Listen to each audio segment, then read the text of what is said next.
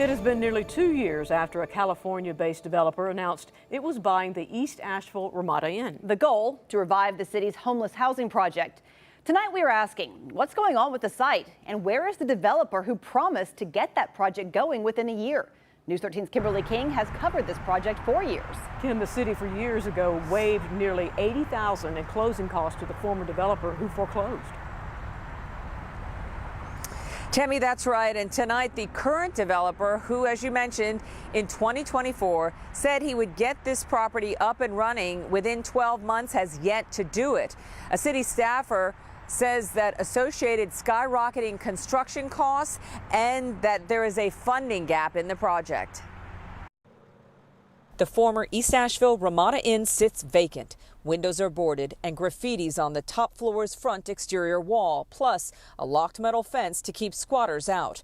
Denise Knapp's owned a bridal store 40 years and is in River Ridge Shopping Center next door. That property has been an eyesore ever since it went downhill. You've had homeless people living in there. Knapp knows Asheville City Council's original plan to turn the former motel into housing for the unhoused. Instead, the site sits. I would also like to see that property turn into a well-housed community over there, so that it's good for our properties too. 2 years ago, I spoke with the current lead project developer in California. While we are a for-profit company, we are also mission-driven. A city staffer confirms his company, Friendship for Affordable Housing, paid $6 million for the foreclosed property and developed a site plan that's yet to happen. Everything our company does is affordable housing with a focus on homeless housing. The city has not done anybody any good with that property.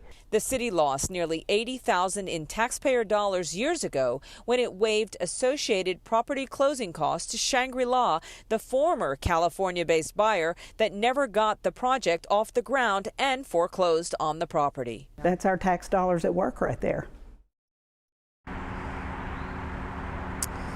Now, we want to make it clear that the city never really owned this lot in any way, shape, or form, but it does have ties to the project years ago.